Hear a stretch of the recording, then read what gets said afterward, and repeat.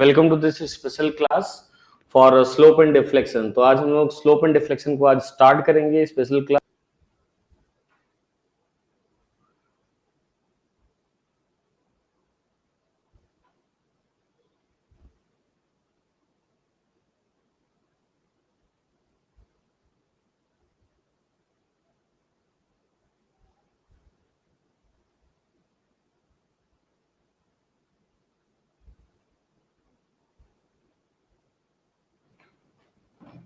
Okay, चलिए refresh हो रहा था तो रिफ्रेश में टाइम लग गया। तो आज का क्लास जो हम लोग होगा स्लोप एंड डिफ्लेक्शन पे लेंगे, definitely slope and deflection. So good afternoon to all of you. चलिए मंगल सिंह आ गए हैं, शुभम देव आ गए हैं, अर्णव त्रिवेदी आ गए, बाकी लोग आएंगे। सर टॉम का मैराथन सेशन कब है? आज रात को 8:30 बजे रहेगा अर्णव।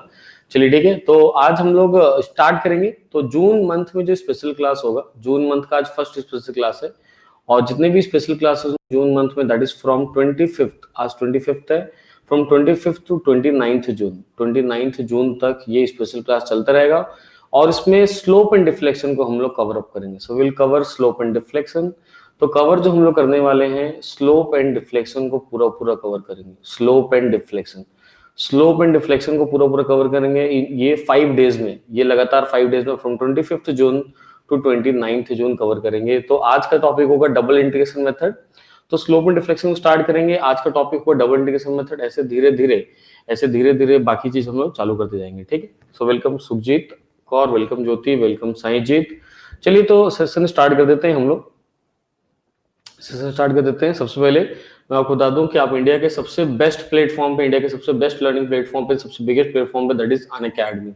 आप अनअकैडमी पे हैं, और अनअकैडमी प्लस पे आप देखेंगे इंडिया के जितने बड़े फैकल्टीज होते हैं, बिग फैकल्टीज, स्टार फैकल्टीज जो होंगे गेट और इंजीनियरिंग के कैटेगरी में, वो आपको यहाँ पे ट्रेन करते हैं। That's why this is the best for any technical exam, चाहे गेट हो, चाहे फिर वो आपका इंजीनियरिंग सर्विस हो, या कोई भी दूसरा एग्जाम हो। So let's crack this exam with Unacademy, with good faculties of Unacademy. चलिए आगे बढ़ जाता हूँ। देखिए अभी क्या करना है, आप ये लर्निंग ऐप जो है इसको इंस्टॉल कर चुके, तभी आप ये प्लस वाला स्पेशल क्लास देख रहे हैं। ये जो स्पेशल क्लास देख रहे हैं अनअकैडमी लर्निंग ऐप पे देख रहे हैं, आप अपने मोबाइल में इसको इंस्टॉल कर चुके हैं फ्रॉम द प्ले स्टोर। इसमें दो टाइप के क्लासेस होते हैं। एक तो होता है आपके पास फ्री क्लासेस होता है। फ्री क्लास मतलब ये जो स्पेशल क्लास अभी आप देख रहे हैं, ये जो आप अभी स्पेशल क्लास देख रहे हैं, ये आपके पास फ्री क्लास अवेलेबल होता है। दूसरा आप क्या कर सकते हैं बताइए? दूसरा आप कर सकते हैं पेड कोर्स जो होगा, दैट इज अनअकैडमी प्लस को सब्सक्राइब कर सकते हैं। प्लस को आप सब्सक्राइब कर सकते हैं, प्लस को आप सब्सक्राइब कर सकते हैं। देखिए फ्री क्लासेस में क्या होता है, फ्री क्लासेस जो होता है उसमें ना पूरा 100% सिलेबस कवर नहीं होता, पूरा 100% सिलेबस कवर नहीं होता है। बट अगर मैं आपसे बात करूं 20 to 40%, फॉर एग्जांपल अगर 10 या 12 चैप्टर है किसी सब्जेक्ट में, तो मे भी हो सकता है कि 3-4 चैप्टर पूरा पूरा कंप्लीट हो जाए, उसके बाद कंप्लीट ना हो पाए, ठीक है। तो और भी चलिए स्टूडेंट लाइव आ रहे हैं धीरे धीरे, और भी स्टूडेंट धीरे लाइव आ रहे हैं, ठीक है। सो वेलकम वेलकम राइट, बहुत से स्टूडेंट आ गए। Welcome Abhishek Kashyap, welcome Sohail Pasha, welcome Sunny, welcome Avinash, welcome Aradhana Verma, welcome profile, welcome Mohit Gupta, definitely welcome all of you and good afternoon to all of you. चलिए ठीक है, वेलकम रजनीश, वेलकम शुभम। चलिए ठीक है, डेफिनेटली बहुत लोग आ गए, वेलकम अमन। तो आगे मैं आपसे बात करूंगा, प्लस में जब सब्सक्राइब करते हो तो आपको ना 100% कंटेंट मिलता है। 100% कंटेंट पूरा पूरा सिलेबस कवर किया जाता है। आपको जितने भी डाउट होते हैं उन सभी चीज को ना क्लियर किया जाता है। क्लियर यानी एक बार आपने अगर प्लस को सब्सक्राइब कर लिया, उसके बाद आपको कुछ भी जरूरत नहीं है। A to Z will be from Unacademy, Unacademy side से आपको सब कुछ A to Z आपको मिल जाता है, किसी भी चीज की आपको जरूरत नहीं है, ठीक है। आगे बात कर लेते हैं। नेक्स्ट आगे आपसे डिस्कस करूंगा मैं अपने बारे में कुछ information. My name is Mukesh Kumar Sharma, I am a plus educator for GATE and EAC on Unacademy plus. और अब देखेंगे ये मेरे वॉच मिनट्स हो गए, और 1K से ज्यादा फॉलोअर्स, 104 से ज्यादा dedications, and this all things are possible because of all your love and support. So definitely इसी तरीके से आप मेरे साथ कनेक्टेड रहिए, अपना लव सपोर्ट अप्रिसिएशन बनाए रखिए, and definitely we will go ahead. बहुत अच्छे तरीके से हम लोग प्रोसीड करेंगे, आगे बढ़ेंगे। आगे बात कर लेते हैं, और भी लोग आ गए, प्रथमेश आ गए हैं, अजय आ गए हैं। चलिए डेफिनेटली 6 मंथ्स का सब ले, तो if you definitely you can take subscription. आगे मैं अपना रेफरल कोड बता रहा हूं जिससे आपको 10% डिस्काउंट मिल जाएगा, ठीक है। और ज्यादा डिटेल के लिए आप मुझे इस नंबर पे कॉल या व्हाट्सएप कर सकते हैं, 8927371114 पे आप मुझे कॉल या व्हाट्सएप भी कर सकते हैं इस नंबर पे। देखिए आगे, I have 7 years of teaching experience for GATE, EAC, PSUs for mechanical civil both. I am alumni of IIT Kharagpur. I have trained more than 1 lakh students with all near rank. आप rank देखेंगे मेरे students का 3, 9 etcetera, ये सब मेरे students का rank है। I am a plus educator, right. मेरे सब्जेक्ट्स देखेंगे टॉम, सॉम, एफएम, प्रोडक्ट्स और industrial, these are my subjects. आप मुझे फॉलो करना चाहते हैं तो ये लिंक है, डायरेक्टली इसको कॉपी करिए, आप मेरे पेज पे पहुंच जाएंगे, फॉलो करिए, मेरे वीडियोस को देखिए, या फिर मेरा नाम अनअकैडमी प्लस पे सर्च करिए।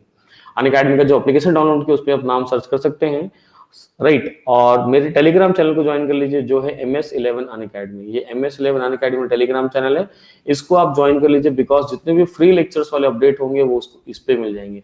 जितने फ्री वाले लेक्चर्स होंगे उसके जो अपडेट होंगे आपको वो इस वाले पे अपडेट आपको मिलेंगे, that is on this Telegram channel. इस वाले टेलीग्राम चैनल पे सबको मिल जाएगा, इस वाले टेलीग्राम चैनल पे सबको आपको अपडेट मिल जाएगा। Definitely join this channel, definitely इस चैनल को ज्वाइन कर लीजिए, ठीक है। आगे बढ़ रहे हैं हम लोग, नेक्स्ट आगे बढ़ जाते हैं। सब्सक्रिप्शन की बात करूंगा, जैसे मैं आपसे थोड़ी देर पहले बात किया, जैसे मैं सबसे थोड़ी देर पहले बात किया कि डेफिनेटली आप गेट और इंजीनियरिंग सर्विसेज की बात करेंगे, so Unacademy is the best. Unacademy एकदम बेस्ट है, because we have multiple best faculty for every subject. एक सब्जेक्ट के लिए आपको हो सकता है 8, 10, 15, 20 फैकल्टी एकदम बेस्ट मिल जाएंगे। नाउ इट्स योर चॉइस, आपका चॉइस है। आप एक को भी फॉलो कर सकते हैं, 2 को, 3 को, 4 को, सभी फैकल्टी को फॉलो कर सकते हैं। अनलिमिटेड आपके पास एक्सेस होता है अनअकैडमी प्लस को सब्सक्राइब करने के बाद। डेफिनेटली तो गेट ईएससी के लिए अनअकैडमी से बेस्ट, अनअकैडमी से बेस्ट आज के डेट पे कुछ भी नहीं हो सकता। 1000 times better than any other online. किसी भी दूसरे ऑनलाइन के कंपैरिजन में 1000 टाइम्स बेटर होगा अनअकैडमी। Definitely subscribe Unacademy. देखिए सब्सक्रिप्शन का कॉस्ट अगर देखेंगे 1 मंथ के लिए 5000, 3 मंथ्स के लिए आप देखेंगे 12500 टोटल, 6 मंथ्स के लिए टोटल देखेंगे 20000, और 1 ईयर की अगर आप बात करते हैं तो 1 ईयर के टोटल जो आएगा 25000 है, बट आपको पे करना पड़ेगा सिर्फ 22500 पे करना पड़ेगा। इसमें आपको डिस्काउंट मिल जाता है, इसमें आपको डिस्काउंट मिल जाएगा, 10% का ऑफ हो जाएगा, डिस्काउंट हो जाएगा। इस ऑफ के लिए 10% ऑफ के लिए डेफिनेटली आपको ये रेफरल कोड है मेरा, ये मेरा रेफरल कोड है, राइट, ये मेरा रेफरल कोड, इसको आपको यूज करना पड़ेगा। Use this referral code SP Mukesh, SP Mukesh मेरा रेफरल कोड है। डेफिनेटली आप इसको यूज करेंगे, डेफिनेटली इसको आप यूज करेंगे। चलिए और भी स्टूडेंट आ रहे हैं, और भी स्टूडेंट आ रहे हैं, ठीक है, और भी स्टूडेंट आ रहे हैं। प्रैक्टिस क्वेश्चन के साथ होती है सर, हाँ डेफिनेटली प्रैक्टिस क्वेश्चन के साथ ही क्लासेस होती हैं डेफिनेटली। और Ardam you deserve these and more dedications dear sir, thank you Ardam for this type of compliments. और राइट पुण्यमी पटनायक आ गए हैं, अभिषेक राय आ गए, ज्वाइन कर लिए हैं, अर्पित जैन ज्वाइन कर लिए, और भी बहुत सारे स्टूडेंट ज्वाइन कर लिए हैं डेफिनेटली। ओके विनयपाल भी आ गए हैं डेफिनेटली। चलिए आगे मैं आपसे बात करूंगा, 10% आपको ऑफ मिलेगा, ये वाला रेफरल कोड यूज करेंगे, SP मुकेश यूज करेंगे अपने रेफरल कोड। नेक्स्ट आगे बढ़ जाते हैं। अगर मान लीजिए सेम बेनिफिट के साथ 2 इयर्स के लिए, दैट इज फॉर 24 मंथ्स के लिए सब्सक्राइब करते हैं तो टोटल कॉस्ट आपका 30,000 है, बट यहाँ पे भी आपको सिर्फ पे करना पड़ेगा 27,000 पे करना पड़ेगा। 10% ऑफ यहाँ पे भी आपको मिल जाएगा, but use this referral code, use this referral code, that is SP Mukesh referral code है। इस रेफरल कोड को आप यूज करेंगे 10% ऑफ के लिए, सब्सक्राइब करेंगे, एंड नो टैक्स, कोई भी एक्स्ट्रा टैक्स आपको नहीं देना होता है, inclusive of all the taxes. 2 साल के लिए अनलिमिटेड बेस्ट एजुकेशन आप एंजॉय करेंगे सिर्फ 27,000 के लिए।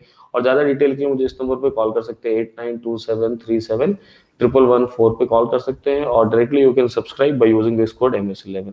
चलिए ठीक है, आ जाते हैं आज के सीधा टॉपिक पे, आ जाते हैं स्लोप एंड डिफ्लेक्शन। तो स्टार्ट करेंगे हम लोग स्लोप एंड डिफ्लेक्शन को, स्टार्ट करेंगे स्लोप एंड डिफ्लेक्शन स्टार्ट करते हैं। So we are going to start slope and deflection, slope and deflection को स्टार्ट कर देते हैं। So definitely we will start, ठीक है, परवेज आ गए, अमन आ गए, अभिषेक आ गए, सब आ गए हैं। So definitely we will start slope and deflection. Slope and deflection को हम लोग स्टार्ट कर लेंगे। और स्लोप एंड डिफ्लेक्शन बहुत ही इंपॉर्टेंट टॉपिक है, अगर आप देखेंगे स्लोप एंड डिफ्लेक्शन जो है बहुत ज्यादा इंपॉर्टेंट टॉपिक है। Why this topic is very very important, why this topic is very important, because अगर आप देखेंगे गेट पेपर बात करते हैं, राइट, अगर आप गेट पेपर अगर आप देखते हैं, गेट पेपर की अगर आप बात करते हैं, राइट, तो गेट पेपर में स्लोप एंड डिफ्लेक्शन जो है, स्लोप एंड डिफ्लेक्शन जो बहुत ही इंपॉर्टेंट टॉपिक है गेट पेपर में। मैक्सिमम टाइम आपको क्वेश्चन देखने मिलेगा, चाहे फिर वो मैकेनिकल इंजीनियरिंग हो, चाहे फिर सिविल इंजीनियरिंग हो। स्लोप एंड डिफ्लेक्शन अगर आप देखते हैं गेट में देखें, या फिर आप इंजीनियरिंग सर्विसेज में अगर आप देखेंगे, तो दोनों में आपको जो देखने को मिलेगा गेट और इंजीनियरिंग सर्विसेज में, वो मोस्टली आपको ना न्यूमेरिकल टाइप्स के क्वेश्चन देखने को मिलेंगे, मोस्टली आपको न्यूमेरिकल्स टाइप के क्वेश्चन देखने को मिलेंगे, generally for 2 marks, generally GATE की बात कर रहा हूँ, जनरली फॉर 2 मार्क्स, 2 मार्क्स के क्वेश्चन आप देख सकते हैं। Very important topic, very very important topic, slope and deflection बहुत ज्यादा इंपॉर्टेंट टॉपिक होगा। तो मैं यही चीज करूंगा, ये जो मेरा अभी क्लास चलने वाला है, ये जो मेरा भी क्लास चलने वाला है डेफिनेटली, ये जो मेरा क्लास चलेगा अभी 25th, आज 25th है, 25th, 26th, 27, 28, 29 जून, आज 25 से 29 जून तक चलेगा। उसमें पूरा पूरा स्लोप एंड डिफ्लेक्शन को कवर करूंगा, एवरी मेथड, सभी मेथड को विद क्वेश्चंस, सभी मेथड को कवर करूंगा विद क्वेश्चंस कवर करने वाला हूं। यू विल एंजॉय लॉट, बहुत ज्यादा आप मजा करेंगे। देखिए होता है क्या, स्लोप एंड डिफ्लेक्शन बात करेंगे डेफिनेटली। चलिए ठीक है, संतोष तिवारी आ गए, कमलदीप आ गए, नरेश प्रधान आ गए, definitely good afternoon Kamaldeep, and good afternoon to all of you, good afternoon to all of you. देखिए स्लोप एंड डिफ्लेक्शन बहुत इंपॉर्टेंट है और बहुत इजी भी है। देख लेते हैं कैसा होता है स्लोप एंड डिफ्लेक्शन। बेसिकली अगर आप बीम पढ़ते हैं, समझिएगा बात को, बीम आप पढ़ते हैं तो बीम का जो डिजाइन होता है, बीम का जो डिजाइन होता है वो दो पॉइंट ऑफ व्यू से डिजाइन होता है। पहला जो होता है on the basis of strength point of view, on the basis of strength point of view, जहां पे आप sigma bending over find out करते हैं और वो परमिसिबल से लेस होना चाहिए। It should be less than sigma bending max, sigma bending max less than equal to sigma permissible से लेस होना चाहिए, ऐसा आप सोचते हैं, ऐसा बनाते हैं। दूसरा जो होगा on the basis of stiffness, दूसरा होगा on the basis of stiffness, stiffness के बेसिस पे, दैट मींस डेल्टा मैक्स जो होगा, delta max should be less than equal to the delta permissible, इस तरीके से होना चाहिए।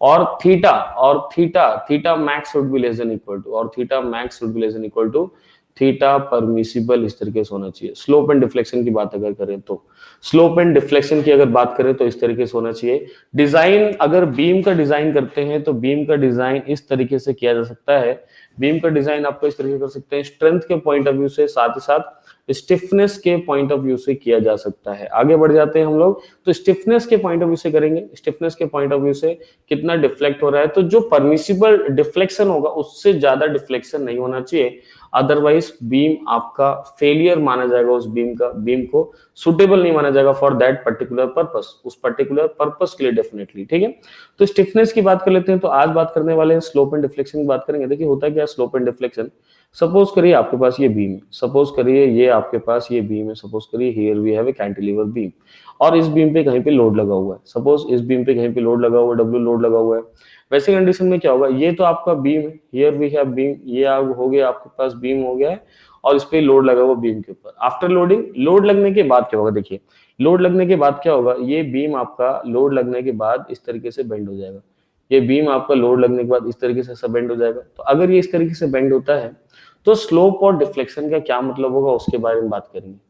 राइट, स्लोप या डिफ्लेक्शन की बात करते हैं, स्लोप और डिफ्लेक्शन क्या होगा उसके बारे में बात करेंगे। Welcome Rakesh Kumar, welcome right Rasik to this session. Vinay लिख रहे हैं सर स्पेशल क्लास स्टार्ट हो चालू हो गई है। डेफिनेटली स्पेशल क्लास आज से स्टार्ट हुआ है, 25 से स्टार्ट हुआ है, अगले लगातार 5 दिन तक चलता रहेगा। स्लोप एंड डिफ्लेक्शन आप पूरा एंजॉय करेंगे, सभी मेथड को एंजॉय करेंगे स्लोप एंड डिफ्लेक्शन में। तो देखिए अगर मान लीजिए आपके पास ये बीम है, रेड कलर से बना हुआ बीम और ब्लैक कलर से ये बना हुआ डिफ्लेक्टेड बीम बना है, here we have deflected beam. Deflected beam का मतलब होगा लोड लगने के बाद बीम कैसे डिफ्लेक्ट हो चुका है, और इसी को बोला जाता है elastic curve. This one is known as elastic curve, या फिर इसी को बोला जाता है इलास्टिक कर्व बोला जाता है, डिफ्लेक्टेड बीम और elastic curve. Good afternoon Rakesh and good afternoon to all of you.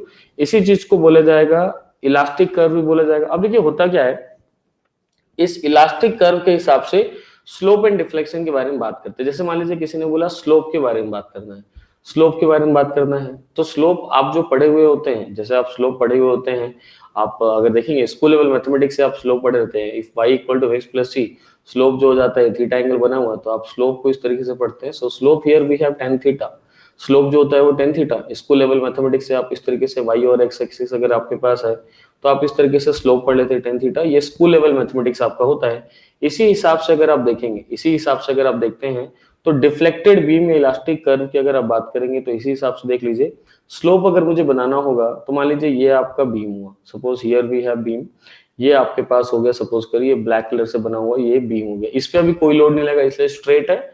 मान लीजिए जैसे इसके ऊपर लोड लगता है, जैसे इसके ऊपर लोड लगता है, डब्ल्यू लगता है, उसके बाद ये जो है डिफ्लेक्ट हो जाएगा। ये इस तरीके से आप देखेंगे, इस तरीके से बीम जो है इस तरीके से डिफ्लेक्ट हो गया, इस तरीके से यहाँ पे डिफ्लेक्ट हो गया यहाँ तक। अब देखिए मान लीजिए किसी भी एक पॉइंट पे, सपोज इस वाले पॉइंट पे ये ए वाला पॉइंट है, ये वाला पॉइंट ए सपोज करिए, और ये वाला पॉइंट यहाँ पे, ये वाला पॉइंट आपके पास बी है सपोज करिए। किसी ने पूछा what is slope at point A, slope at point A, slope at point A, slope at point A अगर किसी ने पूछा, so that will be equal to, तो स्लोप निकालना पड़ेगा। तो स्लोप के लिए आपको क्या करना पड़ेगा, उस पर्टिकुलर पॉइंट, ये वाला पॉइंट ए जो है यहाँ पे देखिए नीचे डाउन हो गया है और ए डैश बन गया यहाँ पे आके, ए डैश बन गया यहाँ पे आ चुका है, क्योंकि जब लोड लगा तो वो बीम बेंड हो गया ना, डिफ्लेक्टेड बीम हो गया, बेंड हो गया, बीम बेंड हो गया आपके पास। तो लोड लगने के कारण वो बीम बेंड हो गया है। दैट मीन देख लीजिए, यही मैं आपसे बोल रहा था, बीम हो चुका है आपके पास, डिफ्लेक्टेड बीम हो गया है, या फिर इसको इलास्टिक कर्व बोलेंगे, डिफ्लेक्टेड बीम और इलास्टिक कर्व हो चुका है। अब अगर मान लीजिए पॉइंट ए पे आपको अगर स्लोप चाहिए, पॉइंट ए पे अगर आपको स्लोप चाहिए, then what you will do, point A पे अगर आपको स्लोप चाहिए तो उस पॉइंट पे आप एक टेंजेंट ड्रॉ करेंगे, उस पॉइंट पे आप इस तरीके से एक टेंजेंट ड्रॉ कर लेंगे। So here we have tangent, तो ये आपने टेंजेंट ड्रॉ कर लिया है ऑन द इलास्टिक कर्व, ये आपने टेंजेंट ड्रॉ कर लिया है।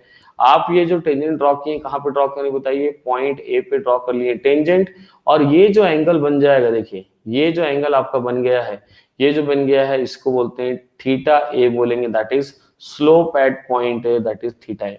ऑल्दो मैं भी स्कूल लेवल मैथमेटिक्स के बारे में बात कर रहा था, स्कूल लेवल मैथमेटिक्स के हिसाब से स्लोप को बोला जाता है टेन थीटा बोला जाता है, बट यहाँ पे अगर आप देखेंगे, तो if theta is very small, so tan theta will be nearly equal to theta, इसीलिए स्लोप एट पॉइंट ए को सीधा थीटा ए बोला जा रहा है, slope at point A theta, इस तरीके से आ गया है।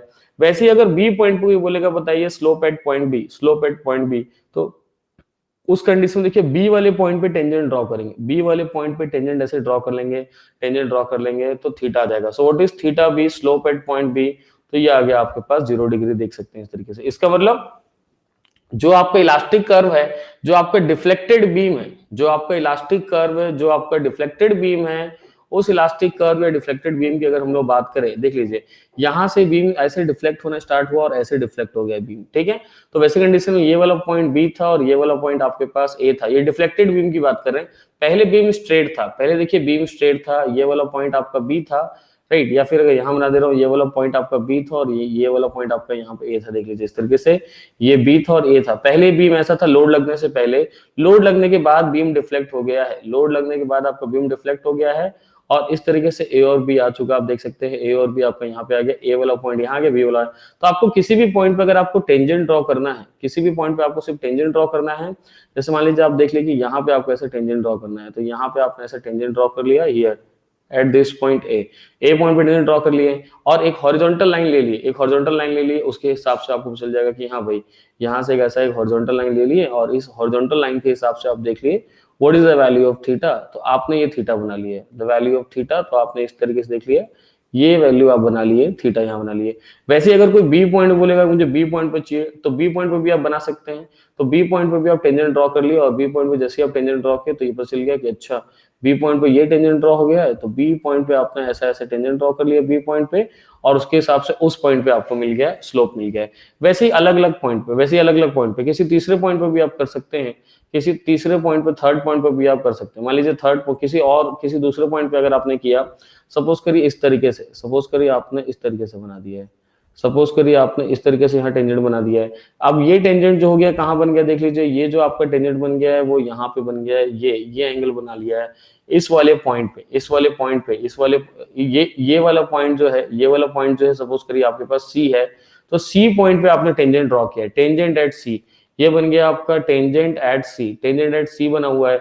ये कहाँ बना हुआ है, टेंजेंट एट ए बना हुआ है, और ये कहाँ बना हुआ है, टेंजेंट एट बी बना हुआ है। तो जिस पॉइंट पे आप टेंजेंट बनाएंगे वो आपको मिलेगा, तो ये थीटा सी आ जाएगा, ये आ जाएगा आपके पास थीटा सी है। तो ऑब्वियसली देख लीजिए कि आपका थीटा ए जो है, ऑब्वियसली आपका थीटा ए जो है ग्रेटर देन कितना होता है, थीटा सी ग्रेटर देन कितना है, थीटा बी है।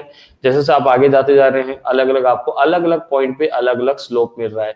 तो अगर बीम अगर बेंड होता है, मान लीजिए अगर बेंड होता है तो लोड लगने के कारण बीम आपका बेंड होगा, तो बेंड होने के बाद अलग अलग पॉइंट पे अलग अलग आपका स्लोप मिलेगा, different slope at different point, अलग अलग पॉइंट पे आपको क्या मिल जाता है बताइए, अलग अलग स्लोप आपको मिल जाता है। डिफरेंट पॉइंट पे अगर आप देखेंगे तो डिफरेंट आपको मिल जाता है, स्लोप मिल जाता है। जैसे आप यहाँ देख सकते हैं थीटा ए, थीटा बी, थीटा सी, अलग अलग 3 पॉइंट है, अलग अलग तीनों पॉइंट पे आपको क्या मिलेगा, स्लोप का वैल्यू मिल गया है। Now this slope can be positive और this slope can be negative. तो अगर हम लोग स्लोप की बात कर रहे हैं, तो स्लोप जो होगा इट कैन बी पॉजिटिव और नेगेटिव। कुछ लोग पॉजिटिव बोलते हैं, कुछ लोग नेगेटिव स्लोप बोलते हैं। देखिए क्या मतलब है इसका, अगर अगर मान लीजिए ऐसा है कि एंगल जो आपका बन रहा है, अगर एंगल आपका इस तरीके से बन रहा है, एंगल इफ दिस इस तरीके से बन रहा है, तो इसको बोला जाता है पॉजिटिव। या फिर अगर आपका एंगल अगर इस तरफ ऐसा बना, तो इसको बोला जाता है निगेटिव स्लोप, इसको बोला जाएगा आपका निगेटिव स्लोप। बट बहुत ज्यादा आपको ना साइन पे नहीं जाना है, प्लस या माइनस पे नहीं जाना है, बिकॉज जब क्वेश्चन सॉल्व करने के लिए आएगा ना, तो आपको ना ज्यादातर मैग्नीट्यूड हो जाएगा, what is the magnitude of slope, but sign नहीं पूछा जाएगा प्लस है या फिर माइनस है। बट फिर भी ये साइन कन्वेंशन है, आपको जान के रखना है प्लस और माइनस कैसे होता है, ये साइन कन्वेंशन आपको बिल्कुल जान के रखना है इस तरीके से। अब बात करेंगे डिफ्लेक्शन के बारे में, बात करते हैं डिफ्लेक्शन क्या हुआ। Now we will go for deflection. अब हम लोग बात करेंगे डिफ्लेक्शन के बारे में, बात करेंगे डिफ्लेक्शन कैसा होगा उसके बारे में बात कर लेते हैं। देख लीजिए डिफ्लेक्शन में क्या होगा। आप देखिए डिफ्लेक्शन में मान लीजिए फिर से वही चीज, अगर आपके पास मान लीजिए कोई बीम है, सपोज करिए आपके पास अगर कोई बीम है, suppose here we have beam, ये बीम है मान लीजिए, अभी इस पे कोई लोड नहीं लगा हुआ है, इस बीम पे अभी कोई भी लोड नहीं लगा हुआ है। और अगर बीम पे कोई भी लोड नहीं लगा तो बीम अभी स्ट्रेट बीम डिफ्लेक्ट नहीं होगा, एकदम सीधा है, स्ट्रेट बीम में अभी डिफ्लेक्ट नहीं होगा। अब क्या होगा, एकदम जब स्ट्रेट बीम है डिफ्लेक्ट नहीं हो रहा है, वैसे कंडीशन में अगर आप बात करेंगे, तो वैसे कंडीशन में स्ट्रेट बीम, अब जैसे ही इस पे लोड लगा दिए, जैसे ही इसके ऊपर लोड लगा दिए, मान लीजिए डब्ल्यू लोड लगा दिए, वैसे कंडीशन में बीम मान लीजिए इस तरीके से डिफ्लेक्ट हो गया। बीम अगर इस तरीके से अगर डिफ्लेक्ट हो गया, सपोज करिए बीम अगर इस तरीके से डिफ्लेक्ट हो गया, यानी ये वाला पॉइंट ए जो था वो यहाँ पे आ गया है, सपोज करिए ए डैश पे आ गया है, बी वाला पॉइंट तो अपने जगह है, सी वाला पॉइंट देख लीजिए यहाँ से, ये सी वाला पॉइंट है मान लीजिए, वो यहाँ पे आ चुका है, सी डैश पे आ चुका है। Then what is deflection, deflection क्या होगा, यहाँ से लेके यहाँ तक का जो डिस्टेंस है इसको बोलेंगे हम लोग डिफ्लेक्शन बोल देंगे। सो ये डिफ्लेक्शन एट पॉइंट है, डेल्टा एट पॉइंट है। फिर यहाँ से यहाँ तक का देखिए गैप जो आएगा, यहाँ से यहाँ तक आपका जो आएगा वो आ जाएगा डेल्टा सी आ जाएगा। तो डेल्टा ए जो आ जाएगा वो आ जाएगा deflection of point A, this one is deflection of point A. तो ये आपका पॉइंट ए का डिफ्लेक्शन हो गया। वैसे डेल्टा बी अगर कोई बोले, डेल्टा सी अगर बोले, तो एग्जैक्टली वैसे ही deflection at point B as well as deflection at point C. Point B और पॉइंट सी पे अलग अलग पॉइंट पे अलग अलग डिफ्लेक्शन आ जाएगा। डिफ्लेक्शन मतलब वर्टिकल डिस्प्लेसमेंट।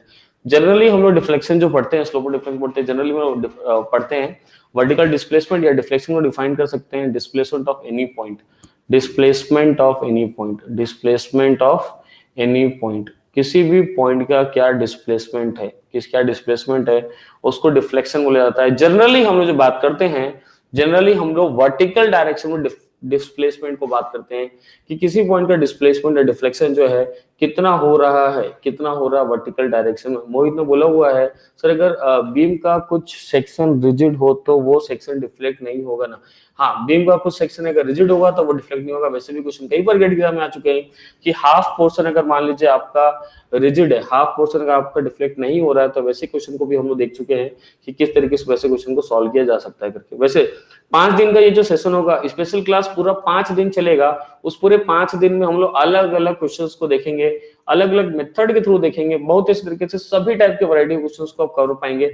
आज से स्टार्ट हुआ है, आज 25 तारीख है, 25th है, 25th से लगातार 5 दिन चलेगा, पूरा 5 दिन स्लोप एंड डिफ्लेक्शन चलेगा।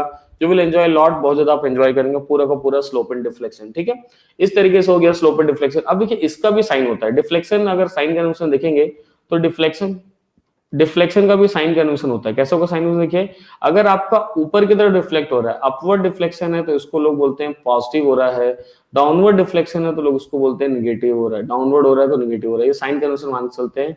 डिफ्लेक्शन यानी डेल्टा अगर ऊपर की तरफ हो रहा है या डेल्टा के नीचे की तरफ हो रहा है डिफ्लेक्शन, तो लोग उसको इस तरीके से मान के चलते हैं कि हाँ भाई पॉजिटिव होगा या फिर नेगेटिव होगा, इस तरीके से मान के चलते हैं। तो स्लोप के बारे में एक आइडिया हो गया, डिफ्लेक्शन के बारे में एक आइडिया हो गया है। अब स्टार्ट करेंगे डबल इंटीग्रेशन मेथड स्टार्ट करेंगे, how to find slope and deflection, slope and deflection कैसे फाइंड आउट कर सकते हैं। ठीक है, चलिए शैलेश कुमार शर्मा भी आ गए हैं, गुड आफ्टरनून। आगे बढ़ जाएंगे हम लोग और सीधा स्टार्ट करेंगे डबल इंटीग्रेशन मेथड को स्टार्ट करेंगे। So now we will start double integration method, double integration method को स्टार्ट करेंगे। आज का टॉपिक जो है देखिए, अगर अलग अलग मैं मेथड की बात करूं, स्लोप एंड डिफ्लेक्शन की बात करता हूं तो अलग अलग मेथड होते हैं, अलग अलग मेथड स्लोप एंड डिफ्लेक्शन के। जैसे आप देख सकते हैं डबल इंटीग्रेशन मेथड है, मोमेंट एरिया मेथड है, कंजुगेट बीम मेथड है आपके पास, कास्टिक लेवल मेथड है, सुपरपोजिशन थ्योरम है, आपके पास ना अलग अलग मेथड है स्लोप एंड डिफ्लेक्शन को सॉल्व करने के लिए। और हम लोग और सभी इन 5 दिनों में, इन दिस 5 डेज, 5 दिन आज से स्टार्ट किए हैं, 25 से स्टार्ट किए, 5 दिन में सभी मेथड को सीखेंगे। तो आज फर्स्ट मेथड को सीखते हैं, that is double integration method. Double integration method को सीखेंगे। चलिए, शैलेश कुमार शर्मा लिखे हैं, your teaching style is blockbuster. Thank you Shailesh for your appreciation and love. चलिए ठीक है, आगे बढ़ जाते हैं और डबल इंटीग्रेशन मेथड के बारे में बात करेंगे कि डबल इंटीग्रेशन मेथड कैसा होगा। देखिए, डबल इंटीग्रेशन मेथड में क्या होता है, जो आपका जो गवर्निंग इक्वेशन होगा, डबल इंटीग्रेशन, हाँ सर आज सिर्फ डबल इंटीग्रेशन मेथड डिस्कस होगा क्या? हाँ, आज के क्लास में नरेश हम लोग सिर्फ डबल इंटीग्रेशन मेथड के बारे में बात करेंगे, कुछ क्वेश्चंस को सॉल्व करेंगे डबल इंटीग्रेशन मेथड से। उसके बाद नेक्स्ट क्लास में अगला मेथड आ जाएगा, नेक्स्ट क्लास में अगला मेथड आ जाएगा, और क्वेश्चन का वैरायटी चेंज होता रहेगा। क्वेश्चन की जो टाइप्स है ना, types of question, definitely types of questions और मेथड सब चेंज होगा। तो सभी क्लासेस में आपको आने वाले अगले 5 दिन में, आने वाले अगले नेक्स्ट 5 डेज में अगर आप देखेंगे, आने वाले नेक्स्ट 5 डेज में आपको ना डिफरेंट डिफरेंट क्वेश्चंस मिलेगा, डिफरेंट डिफरेंट मेथड मिलेगा on the double integration method, on the double integration method. चलिए आगे बढ़ जाते हैं। तो डबल इंटीग्रेशन मेथड की हम लोग बात कर लेंगे। तो बेसिकली गवर्निंग इक्वेशन क्या होता है, जैसे मान लीजिए आपके पास अगर सपोज करें, अगर मैं ऐसे कैंटिलीवर बीम ले लूं और उसके ऊपर पॉइंट लोड लगा दूं, उसके ऊपर पॉइंट लोड लगा दूं, डब्ल्यू लगा दूं, इस तरीके से having length L, having length L, L ले लेता हूं और उसका EI का वैल्यू कांस्टेंट ले लेता हूं। EI का वैल्यू जो है फ्लेक्सुरल रिजिडिटी, EI कैसे हो जाता है, कांस्टेंट। ये हो जाएगा आपके लिए constant through out the beam. EI का वैल्यू कांस्टेंट हो जाएगा और लोड लग गया, डब्ल्यू लग गया, तो इसका जो गवर्निंग इक्वेशन होता है वो होता है EI, राइट, d2y/dx2, d2y/dx2, जिसको कई बार लोग d2y/dx2 बोलते हैं, that is equal to moment m और at any section x, moment at any section x। ये उसका गवर्निंग इक्वेशन होता है डबल इंटीग्रेशन के लिए। ये उसका गवर्निंग इक्वेशन होता है डबल इंटीग्रेशन मेथड के लिए। ये गवर्निंग इक्वेशन होता है, इसी इक्वेशन से ये उसका गवर्निंग इक्वेशन बन गया है, और इसी इक्वेशन से हम लोग स्लोप एंड डिफ्लेक्शन निकालते हैं। चलिए एक बार अगर इंटीग्रेट करते हैं, if we are integrating, right, if we are integrating, अगर एक बार उसको अगर आप इंटीग्रेट कर देते हैं, तो इंटीग्रेट करने के बाद कैसे मिलेगा देख लीजिए। इंटीग्रेट करने के बाद कैसे मिल जाएगा देख लीजिए। इंटीग्रेट अगर करते हैं तो आपको ऐसा मिल जाएगा EI multiplied by, if you are integrating so you will get this value, EI मिल जाएगा, लेफ्ट साइड में आपको मिल जाएगा EI, साथ में dy/dx मिल जाएगा, क्योंकि एक डेरिवेटिव इंटीग्रल से क्या हो जाएगा, कैंसिल आउट हो जाएगा, which is equal to mx। अब m आपको निकालना पड़ेगा। तो अगर आप किसी पर्टिकुलर सेक्शन पे अगर मान लीजिए एट डिस्टेंस ऑफ x मान लीजिए अगर आप निकालते हैं, m निकाल लेते हैं, so what is the value of m here at particular section x? m का वैल्यू कितना हो जाएगा, that is equal to minus w into x। कितना हो जाएगा बताइए आपके पास, minus w into x। ये आ गया आपके m की value, that is minus w into x आ गया उस पर्टिकुलर सेक्शन पे। तो आप लिख देंगे mx आ गया है आपके पास, तो उस mx का वैल्यू जो है is equal to minus w into x। Integrate करिए, माइनस w को कुछ नहीं होना है, x का x square by 2 minus w into x square by 2 plus constant आ जाएगा c1 आ जाएगा, plus constant c1। So here we have slope equation. ये पहला वाला इक्वेशन आ गया, that is slope equation. Slope इससे निकल के आ जाएगा, क्योंकि dy/dx को स्लोप बोलते हैं, क्योंकि अगर हम स्लोप की बात कर रहे हैं तो dy/dx जो होगा, जहां पे मैंने आपको स्लोप पढ़ाया था, देख लीजिए थोड़ी देर पहले, स्लोप मैथमेटिक्स के हिसाब से होता है tan थीटा जिसको बोलते हैं, या स्लोप को बोला जाता है dy/dx भी बोला जाता है। dy/dx आ जाता है आपका बेसिकली स्लोप आ जाता है dy/dx से tan थीटा, ठीक है। तो पहले वाला इक्वेशन आ गया, dy/dx आ गया। अगेन एक और बार इंटीग्रेट करते हैं, again integrating this equation, integrating एक बार और अगर उसको इंटीग्रेट कर दिया जाए, एक बार और अगर उसको इंटीग्रेट करते हैं तो कैसा मिलेगा देख लीजिए। एक बार और इंटीग्रेट करेंगे, अजय लिखेंगे सर कितने आवर्स का क्लास रहेगा, 1 आवर का क्लास रहेगा अजय। एक बार और अगर इंटीग्रेट करते हैं, चलिए और लोग आ गए, मनीष राजपूत आ गए, कुणाल आ गए हैं, चलिए ठीक है, प्रशांत आ गए हैं, उत्कर्ष पांडे आ गए, definitely welcome you all of you to this session. Again integrating, एक बार और अगर इसको इंटीग्रेट कर दिया जाए, एक बार और अगर इसको इंटीग्रेट कर दिया जाए तो कैसा होगा देख लीजिए। तो ये आ जाएगा आपके पास, आ जाएगा EI मल्टीप्लाइड बाई, ये जो dy/dx है, एक डेरिवेटिव एक इंटीग्रल कैंसिल हो जाएगा, बच जाएगा ओनली y बच जाएगा, इज इक्वल टू पहले वाले टर्म का minus w x square by 2 करेंगे तो कितना आ जाएगा, माइनस w x स्क्वायर हो जाएगा x cube by 3 6 plus c1 में आ जाएगा मल्टीप्लाइड होकर x plus another constant c2, और ये इक्वेशन नंबर 2 आ गया आपके पास, ये आ गया इक्वेशन नंबर 2 आ गया, and here we have equation number 2, और ये डिफ्लेक्शन के लिए इक्वेशन आ गया, ये आ गया आपके लिए डिफ्लेक्शन के लिए इक्वेशन आ गया, that is y is known as deflection. तो आपका y जो होता है, y को डिफ्लेक्शन, y जो होता है उसको डिफ्लेक्शन बोल देते हैं लोग, डेल्टा को बोल देते हैं, y को बोल देते हैं, ये डिफ्लेक्शन हो जाता है। और dy by dx जो होगा, dy by dx जो होगा ये हो जाता है आपके पास स्लोप हो जाता है। तो स्लोप इक्वेशन और डिफ्लेक्शन इक्वेशन दोनों इक्वेशन बन गया है। अब कांस्टेंट्स के वैल्यू को निकालेंगे। देखिए यहाँ पे जो C1 और C2 जो है आपके पास कांस्टेंट है, तो अगर C1 और C2 अगर आपके पास अगर कांस्टेंट है तो वैसे कंडीशन में आप देख सकते हैं कि कांस्टेंट को आपको फाइंड आउट करना पड़ेगा, तो आपको पुट करना पड़ेगा बाउंड्री कंडीशन, आपको पुट करना पड़ेगा। So we should put boundary condition, आपको यहाँ पे बाउंड्री कंडीशन आपको पुट करना चाहिए। तो बाउंड्री कंडीशन यहाँ पे पुट कर लेंगे, बाउंड्री कंडीशन यहाँ पुट कर लेंगे। तो putting boundary conditions, putting boundary conditions, तो अगर आप बाउंड्री कंडीशंस पुट करते हैं, putting boundary conditions, boundary conditions का मतलब होता है already known conditions, that is already known condition, already known condition. तो अगर आप ऑलरेडी नोन पे अगर जाते हैं, ऑलरेडी नोन कंडीशन पे अगर जाएंगे, नोन वैल्यूज पे अगर जाते हैं for slope and deflection, already known values पे जाएंगे, दैट इज बाउंड्री कंडीशन। तो होगा क्या, आपके पास देख लीजिए इस तरीके का जो बीम है, ये जो आपके पास कैंटिलीवर बीम है, ये अगर बेंड होगा भी तो कैसा होगा, बेंड होगा तो इस तरीके से होगा। देख लीजिए अगर ये बेंड होगा तो इस तरीके से ऐसा बेंड होकर इधर आ जाएगा। इसका मतलब इस पॉइंट पे अगर ये वाला पॉइंट आपका ए है, देखिए अगर ये पॉइंट ए है, ये वाला अगर आपका बी है, तो आप देख सकते हैं कि डेल्टा वाई एट बी जो होगा, डिफ्लेक्शन एट बी भी जीरो आएगा, और थीटा एट बी बोलूं या फिर जिसको बोलूं D Y by D X बोलूं, या फिर D Y by D X at B, B वाले पॉइंट पे D Y by D X जो आएगा वो भी कितना आ जाएगा बताइए, जीरो आ जाएगा। तो वहां पे x का वैल्यू कितना है, what is the value of x, ये दोनों बाउंड्री कंडीशन के लिए what is the value of x, x का वैल्यू कितना है at x equal to l, यानी जहां पे x का वैल्यू l है वहां पे y का वैल्यू भी जीरो है, और जहां पे x का वैल्यू l है वहां पे dy by dx जीरो है। तो at x equal to l dy by dx zero, तो dy by dx भी जीरो आएगा x इक्वल टू l पे, एंड साथ ही साथ y का वैल्यू भी कितना आएगा, जीरो। तो ये बन गया आपके पास बाउंड्री कंडीशन मिल गया। अब इस बाउंड्री कंडीशन को आपको दोनों इक्वेशन में पुट करना है, दोनों इक्वेशन में आपको पुट करना है बाउंड्री इक्वेशन को। तो ये जो बाउंड्री इक्वेशन है x equal to l dy by dx y equal to zero, दोनों को जीरो पुट कर देते हैं, वन बाय वन पुट करेंगे।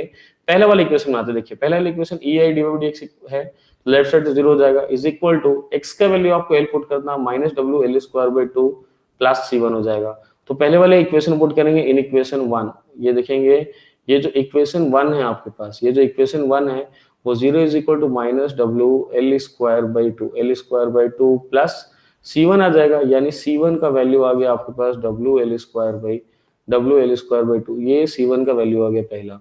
अब इक्वेशन 2 में अगर पुट करते हैं, इक्वेशन 2 में अगर पुट करते हैं तो कैसा आएगा, देखिए 0 इज इक्वल टू, इक्वेशन 2 में अगर पुट किया जाए सो 0 इज इक्वल टू, देख लीजिए इक्वेशन क्या, ई आई इंटू वाई, वाई को जीरो पुट कर दिए, एक्स को एल पुट करेंगे, minus W L cube by six, minus W L cube by six, plus में आ जाएगा आपके पास, प्लस में आ जाएगा C1 इंटू एक्स आ जाएगा आपके पास।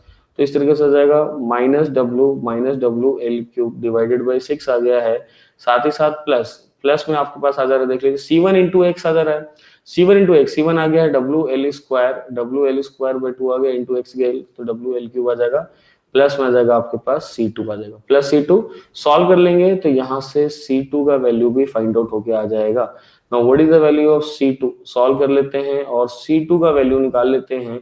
सो the value of C2 here we have, दोनों कांस्टेंट का वैल्यू आ गया, C1 भी आ गया, साथ ही साथ C2 भी आपके पास यहाँ पे आ जाएगा।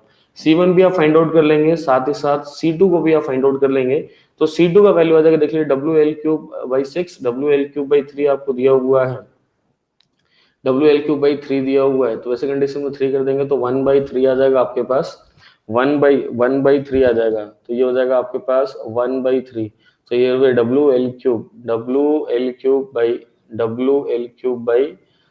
एल क्यूब बाई थ्री आएगा, वो भी माइनस में आ जाएगा। So here we have minus, ये आपको माइनस में, C2 के लिए minus W L cube by three आ गया।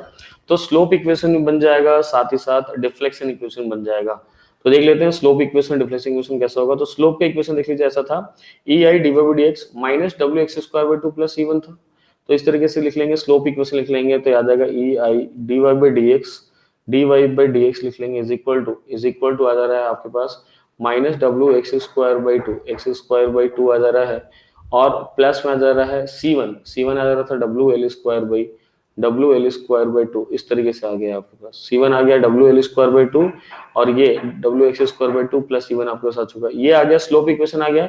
डिफ्लेक्शन इक्वेशन देखते हैं, minus W X cube by 6 दिया हुआ है, तो डिफ्लेक्शन का इक्वेशन जो आएगा ई आई इंटू वाई, तो डिफ्लेक्शन का इक्वेशन देख लेते हैं। डिफ्लेक्शन का इक्वेशन आ जाएगा E I into Y, E I into Y is equal to E I into Y जो आएगा that will be equal to, तो minus W X cube by 6, X cube by 6 plus C one into X that is W L square by 2 into X आ जाएगा, और minus W L cube by 3, W L cube by 3 C two का value आ गया। तो एक slope का equation आ गया है, एक स्लोप का पूरा पूरा इक्वेशन आ गया C1 का वैल्यू पुट करके, और ये इक्वेशन आ गया है डिफ्लेक्शन का C1 C2 दोनों का वैल्यू पुट करके, डिफ्लेक्शन इक्वेशन आ चुका है, स्लोप एंड डिफ्लेक्शन। अब आगे आपको क्या करना है, अब आगे आपको क्या करना है, आपको मान लीजिए निकालना है मैक्सिमम स्लोप निकालना है, मैक्सिमम डिफ्लेक्शन निकालना है। तो अगर ये कैंटिलीवर बीम अगर आप देखेंगे, ये कैंटिलीवर बीम अगर आप देखते हैं, तो कैंटिलीवर बीम में जब लोड लगा हुआ है, पॉइंट लोड डब्ल्यू लगा हुआ है, तो वैसे कंडीशन में जब बीम डिफ्लेक्ट होगा तो मैक्सिमम डिफ्लेक्शन और मैक्सिमम स्लोप सब इसी पॉइंट पे आएगा, ए वाले पॉइंट पे आएगा। यानी आपका जो थीटा मैक्स जो आएगा, theta max will be at theta A वाले पॉइंट पे आना है। साथ ही साथ आपका जो डेल्टा मैक्स यानी जो वाई मैक्स आएगा, जिसको आप डेल्टा मैक्स बोलते हैं, डेल्टा मैक्स बोलते हैं, वो आएगा वाई एट ए वाले पॉइंट पे आ जाएगा। और ए वाले पॉइंट पे that means at X equal to, that means at X equal to 0, X equal to 0 वाले पॉइंट पे, ए वाले पॉइंट मतलब that is at X equal to 0। तो जहां पे आपका एक्स का वैल्यू 0 होगा, जहां पे आपका एक्स का वैल्यू 0 होगा वहां पे आ जाएगा इस तरीके से, जहां पे एक्स का वैल्यू 0 हो जाएगा। पुट कर देंगे वैल्यूज, वैल्यूज पुट कर देते, देख लीजिए कितना आएगा। तो अगर आप वैल्यूज अगर पुट कर दिए E I D Y by D X में अगर वैल्यूज पुट करते हैं तो इस तरीके से आ जाएगा ई आई पुट कर देंगे, और थीटा आप चाहें तो ए पुट कर सकते हैं, इज इक्वल टू पहले वाले में एक्स का वैल्यू 0 तो 0 आ जाएगा, प्लस हो जाएगा आपके पास सिर्फ डब्ल्यू एल स्क्वायर बाई 2 आ जाएगा। तो वैसे कंडीशन में अगर लिखना चाहेंगे आप, सो व्हाट इज थीटा ए, तो थीटा ए का जो वैल्यू आएगा, थीटा ए का जो वैल्यू हो जाएगा आपके पास, वो आ जाएगा W L square divided by 2 into E into Y, W L square divided by 2 into E into Y, ये आ गया थीटा ए का value, that is slope at A. और इसी चीज को थीटा मैक्स बोलना पड़ेगा, इसी चीज को थीटा मैक्सिमम स्लोप बोलना पड़ेगा। नाउ अगर एक्स के लिए 0 पुट करते हैं then what is E I into Y max, so E I into, तो ऐसा हो जाएगा E I into delta max अगर आप लिखेंगे या डेल्टा एट पॉइंट ए लिखेंगे that will be equal to, X के लिए 0 है तो पहले टर्म 0 हो जाएगा, दूसरा टर्म 0 हो जाएगा, तीसरा टर्म बच जाएगा minus W L cube by 3 बच जाएगा।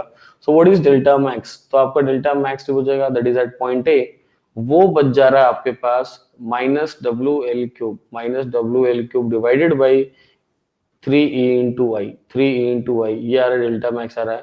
सो but we are not going for the sign, we are not going for the sign plus और माइनस हम लोग साइन के बारे में वरी नहीं करते, साइन के बारे में वरी नहीं करते हैं, ये बस सिर्फ ये रिप्रेजेंट करेगा that deflection is in the downward direction, आपका डिफ्लेक्शन जो है वो डाउनवर्ड डायरेक्शन में, ये आपको बोलता है डेफिनेटली कमलदीप एंड कर्स, डेफिनेटली आपका जो डिफ्लेक्शन जो होगा वो डाउनवर्ड डायरेक्शन में होगा। ठीक है, नित्यानंद भी आ गए हैं और चेनाराम भी आ गए हैं, definitely welcome you all to this session. तो देखिए थीटा मैक्स भी निकाल लिए और डेल्टा मैक्स भी निकाल लिए, W L square by 2 E I, W L cube by 3 आई। तो आपको ना डायरेक्ट रिजल्ट याद होना चाहिए, रिजल्ट रिमेंबर होना चाहिए, जो रिजल्ट है, रिजल्ट ना आपको ना रिमेंबर करके रखना है, रिजल्ट रिमेंबर होना चाहिए, याद होना चाहिए कि अगर एक कैंटिलीवर बीम है और पॉइंट लोड पे ऐसे लगा हुआ है, पॉइंट लोड पे अगर डब्ल्यू लगा हुआ है, लोड लगा हुआ है, वैसे कंडीशन में अगर आप देखें तो वैसे कंडीशन में लेंथ अगर एल है और बीम का फ्रैक्चरलिटी ई इंटू आई है, तो आपका थीटा मैक्स का फॉर्मूला आपको याद होना चाहिए हमेशा, that is W L square divided by 2 into E into I, हमेशा याद होना चाहिए फॉर्मूला। और साथ ही साथ डेल्टा मैक्स का इन मैक्सिमम डिफ्लेक्शन का फॉर्मूला जो भी याद होना चाहिए, W L cube divided by 3 into E into I, इस तरीके से याद होना चाहिए। So remember all this form for slope and deflection. तो पहला वाला मैक्सिमम स्लोप के लिए फॉर्मूला याद होना चाहिए, दूसरा वाला मैक्सिमम डिफ्लेक्शन के लिए फॉर्मूला याद होना चाहिए, मैक्सिमम डिफ्लेक्शन के लिए। तो याद रखिएगा मैक्सिमम स्लोप और maximum deflection, only results enough, हाँ नहीं रिस्क बहुत, maximum time only results will be enough, maximum times आप देखेंगे, मैक्सिमम टाइम्स अगर आप बात करेंगे तो result will be enough. Result बहुत इंपॉर्टेंट होगा, क्योंकि आप देखेंगे ना जो आगे चल के जो और मेथड हम लोग पढ़ेंगे, जैसे मान लीजिए कि पढ़ रहे हैं सुपर पोजिशन मेथड, अगर मान लीजिए पढ़ते हैं सुपर पोजिशन मेथड जब हम लोग पढ़ने जाएंगे, so what do you think, क्या सुपर पोजिशन मेथड में मुझे क्या कुछ इंटीग्रेट ओवर करना है, कुछ नहीं करना है। इनफैक्ट मैं आप लोग को यहाँ पे एक बात करूं आपसे, इनफैक्ट मैं आप लोग से बात करूं ना, तो स्लोप एंड डिफ्लेक्शन एक ऐसा टॉपिक है, एक ऐसा चैप्टर है जहां पे फॉर्मूला आपको याद रखना ही पड़ेगा, याद रखना ही पड़ेगा। मैक्सिमम टाइम चांस होता है कि आप डायरेक्ट फॉर्मूला को अप्लाई करते हैं और आपको क्वेश्चन सॉल्व करता है। तो जैसे मान लीजिए सुपरपोजिशन थ्योरम मेथड जब लगाते हैं ना, we use direct formula, we use direct formula of different cases. तो जो डायरेक्ट फॉर्मूला होता है उसको सीधा सीधा हम लोग यूज करते हैं ऑफ डिफरेंट केसेस, अलग अलग केसेस जो होते हैं, अलग अलग केसेस जो होते हैं, डिफरेंट केसेस के डायरेक्ट फॉर्मूले को यूज करके प्लस और माइनस करते हैं, एडिशन या सब्ट्रैक्शन कर देते हैं, तो सुपरपोजिशन थ्योरम बन जाता है, उसके अलावा कुछ भी नहीं रहता है। तो बहुत ही आसान हो जाता है, बहुत ही आसान हो जाता है। इसलिए जो डायरेक्ट फॉर्मूला जो है ना वो आपको याद होना चाहिए। हालांकि अगर आप एक चीज अगर आप नोटिस करोगे तो गेट एग्जाम में हम लोग डबल इंटीग्रेशन मेथड सीखते तो जरूर है, बट गेट एग्जाम में कौन सा मेथड है जो सबसे ज्यादा यूज करते हैं? Anyone can you reply me which method used most in gate exam? Which method used mostly in exam में कौन सा मेथड यूज किया जाता है? एग्जाम में कौन सा मेथड ज्यादातर यूज किया जाता है? एनीवन जितना लाइव कनेक्टेड है बताइएगा, एग्जाम में डायरेक्टली कौन सा मेथड ज्यादा यूज किया जाता है for slope and deflection? Kamaldeep Sahu ने बोला हुआ है सुपरपोजिशन मेथड को यूज किया जाता है। अजय ने बोला है कास्टिग्लियानो मेथड यूज किया जाता है। प्रथमेश लिखे superposition theorem method, right. Vinay Pal लिख रहे moment area method, area moment और direct formula, right. Rudra Ajay Singh join कर लें। मोहित बोले डिपेंड्स ऑन द क्वेश्चन पे डिपेंड करता है। हाँ, ये एकदम सही जवाब है क्वेश्चन पे।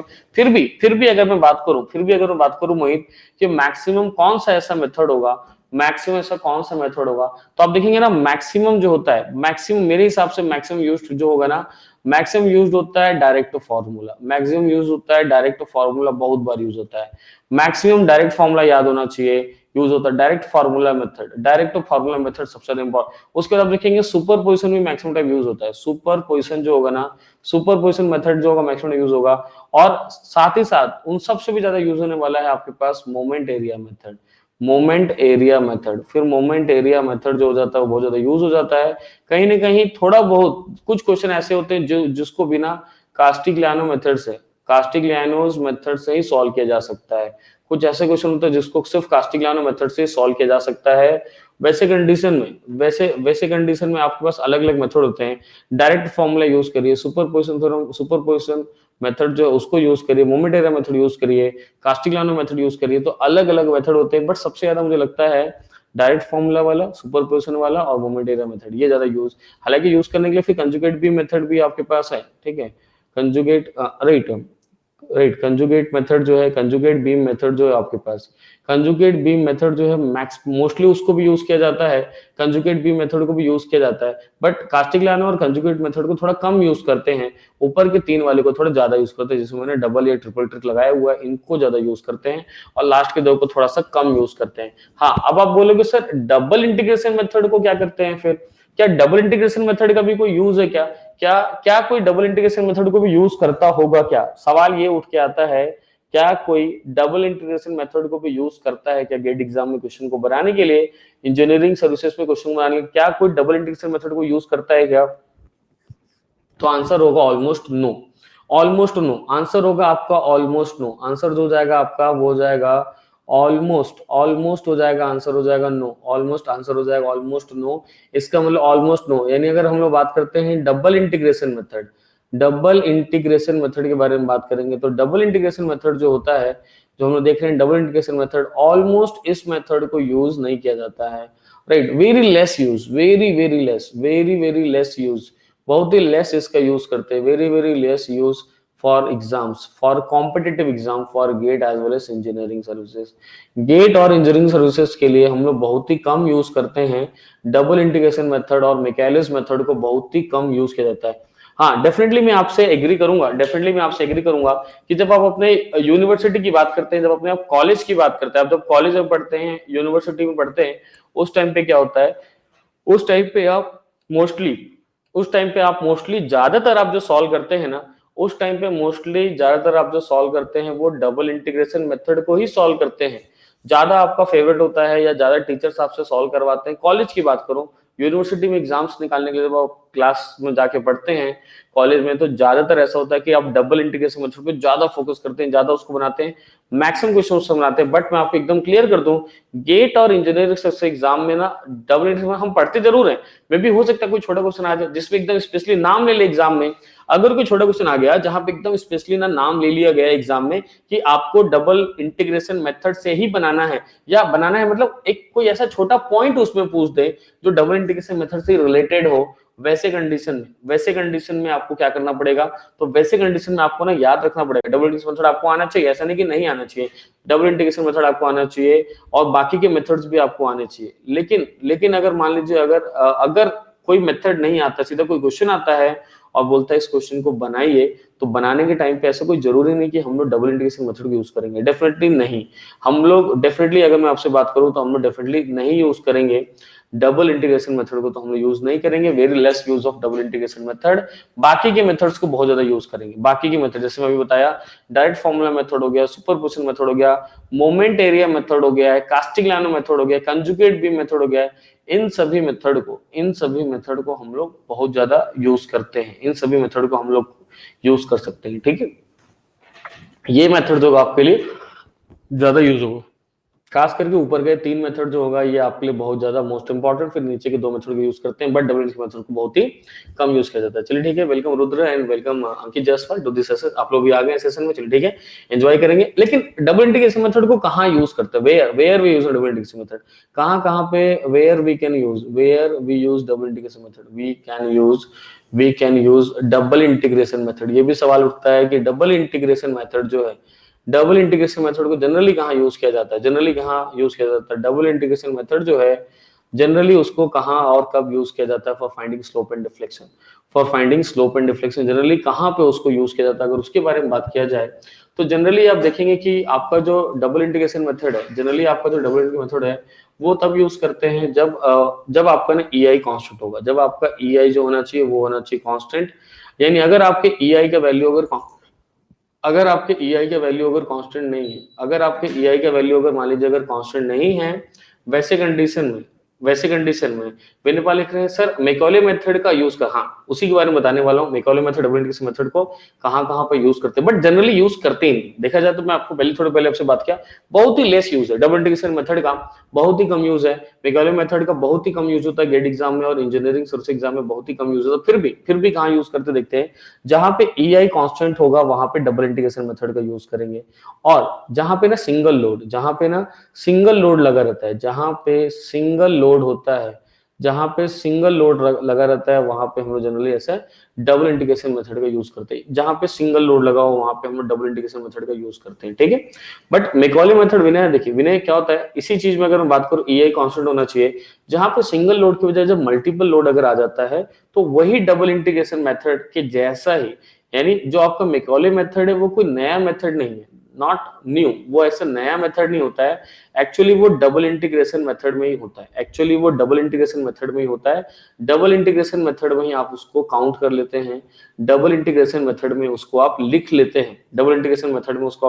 हैं, और वो हो जाता है मल्टीपल लोड्स के लिए हो जाता है, क्योंकि डबल इंटीग्रेशन मेथड हो गया सिंगल लोड के लिए हो गया, लेकिन जब एक से ज्यादा लोड लग गया तो उसको आप क्या लिख लेते हैं, उसको आप फिर लिख लेते हैं मैकॉलेस मेथड। बट बनाने का जो तरीका होता है, ऑलमोस्ट आपका जो बनाने का तरीका हो जाएगा वो कैसा हो जाएगा बताइए, सेम हो जाएगा, बनाने का तरीका जो हो जाएगा सेम हो जाएगा। तो अगर आप मैकॉलेस मेथड की बात करेंगे तो वो मल्टीपल लोड, अलग अलग लोड लग जाएगा, तो वैसे कंडीशन में वैसा रहेगा, बट सब चीज सेम रहेगा। फॉर एग्जाम्पल मान लीजिए अगर मैं मैकॉलेस की बात कर लेता हूँ, ठीक है, अगर मान लीजिए, ठीक है, मैकॉलेस मेथड की बात करता हूँ, मैकॉलेस मेथड की अगर मैं बात करूँ तो कैसा हो जाएगा देख लीजिए, राइट, जिसको बोलते हैं मेथड ऑफ सिंगुलैरिटी फंक्शन बोलते हैं, मेथड ऑफ सिंगुलैरिटी फंक्शन बोलते हैं। मैकॉलेस मेथड की बात कर रहे हैं, मैकॉलेस मेथड की बात करते हैं, ये भी right, it is a double integration method only, ये एक्चुअली डबल इंटीग्रेशन मेथड ही है, modified double integration method, right two से, अगर मैं सही तरीके से अगर इसको बोलूं तो मुझे इसको बोलना चाहिए मॉडिफाइड डबल इंटीग्रेशन मेथड, मुझे इसको बोलना चाहिए मॉडिफाइड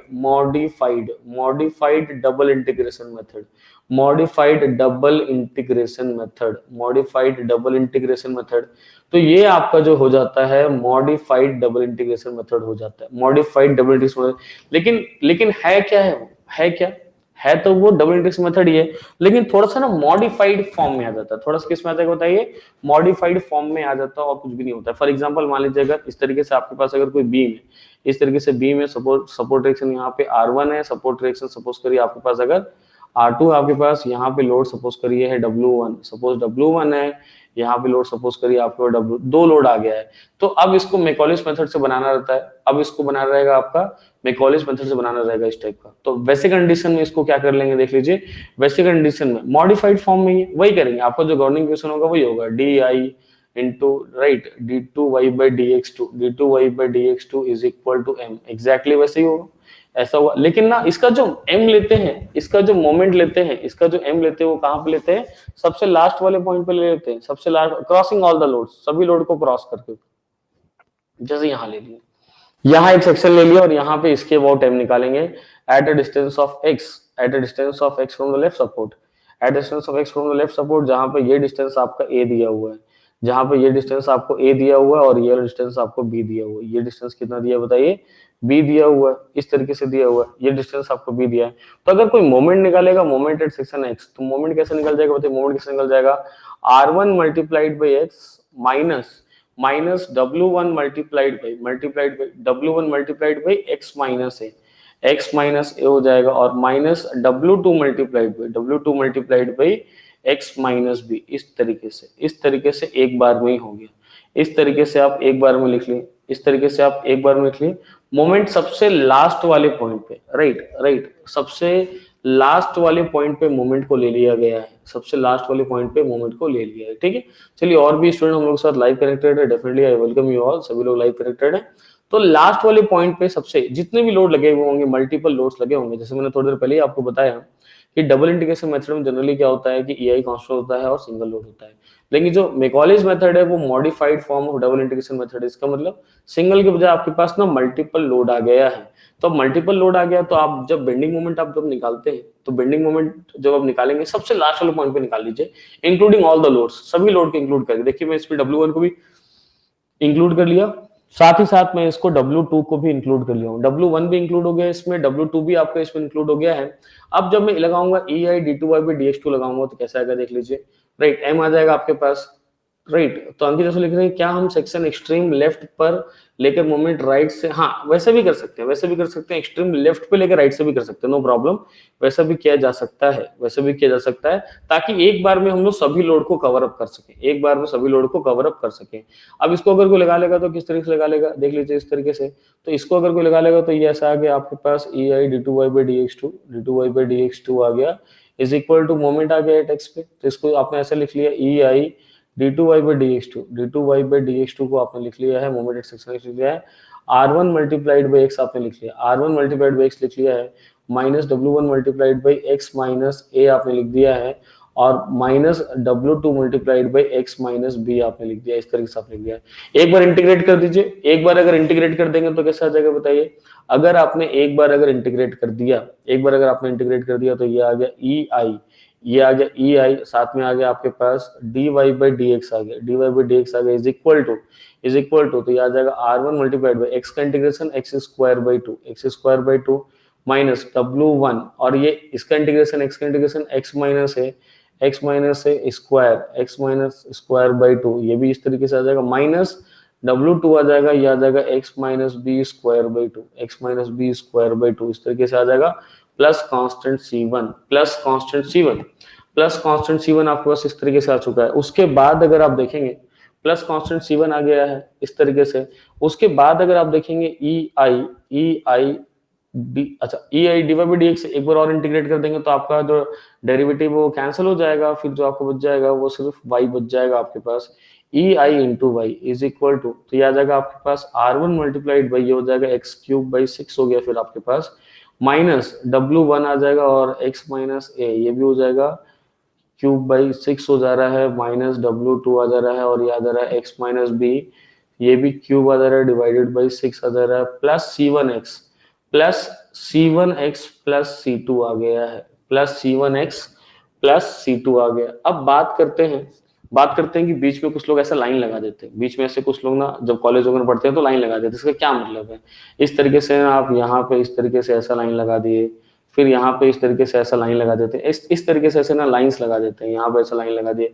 व्हाट इट मीन्स, क्या मतलब है इसका, फिर यहाँ पे ऐसा लाइन लगा दिए, फिर यहाँ पे ऐसा लाइन लगा दिए, व्हाट इट मीन्स, क्या इसका मतलब है, इसका मतलब ये है उस टर्म को लेना है या फिर नहीं लेना है। इसका मतलब जब आप बाउंड्री कंडीशन पुट कर रहे होंगे, जब आप बाउंड्री कंडीशन पुट करेंगे, during putting boundary condition, during putting boundary condition, जब आप बाउंड्री कंडीशन पुट कर रहे होंगे, ड्यूरिंग पुटिंग बाउंड्री कंडीशन, जब आप बाउंड्री कंडीशन पुट कर रहे होंगे और आपने पुट किया मान लीजिए कोई value, suppose you put x equal to some value, x equal to some value, suppose x equal to suppose आपने कोई भी वैल्यू पुट कर लिया है, x equal to suppose 2 metre आपने पुट कर लिया, सपोज आपने पुट कर लिया x इक्वल टू 2 मीटर आपने पुट कर लिया, ठीक है। वैसे कंडीशन में क्या होगा, अगर आपने पुट किया suppose x equal to 2 metre, if you putting at x equal to 2 metre, वैसे कंडीशन में क्या होगा, अगर आपका जो ये x माइनस a का वैल्यू जो है, अगर x माइनस a का वैल्यू जो है अगर वो पॉजिटिव आता है, दैट मीन्स अगर x माइनस a का वैल्यू पॉजिटिव आता है, यानी आपका x जो है a से बड़ा है,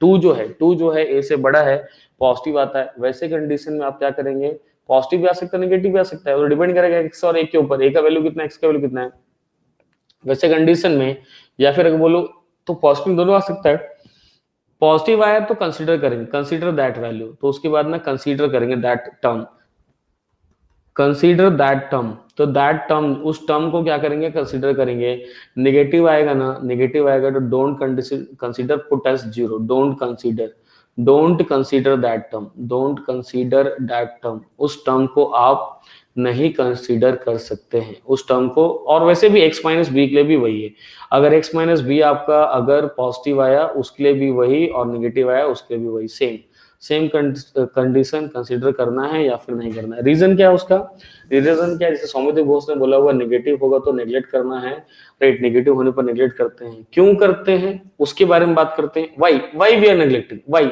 रीजन क्या है नेग्लेक्ट करने का उसके बारे में बात करेंगे, रीजन क्या है उसके बारे में बात करते हैं। देखिए रीजन ऐसा है कि आपने जब बनाया बीम को तो इस तरीके से आपने बना लिया, ये आपका R1 आ गया यहाँ पे सपोर्ट रिएक्शन, सपोज करिए ये आपका R2 आ गया है सपोर्ट रिएक्शन, और यहाँ पे आपने लगा दिया है W, राइट, यहाँ पे आपने W1 वाला लोड लगा दिया, यहाँ पे आपने लगा दिया आपने W2 वाला लोड लगा दिया, और सबसे लास्ट वाले पॉइंट पे आप यहाँ पे सेक्शन कट कर रहे हो जहां पे आप मोमेंट निकाल रहे हो, सेक्शन कट कर रहे हो जहां पे मोमेंट निकाल रहे हो at a distance of x from the left hand, और ये डिस्टेंस आपके देख लीजिए, ये आपको a दिया हुआ है, ये आपको a दिया हुआ है, और ये डिस्टेंस आपको कितना दिया बताइए, यहाँ से यहाँ तक ये आपको b दिया हुआ है।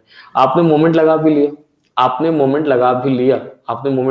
मान लीजिए, और आपने मोमेंट ऐसा निकाल लिया that r1 into x minus w1 into x minus a आपने कर दिया हुआ है, और प्लस आपने माइनस आपने कर दिया W2 मल्टीप्लाइड बाई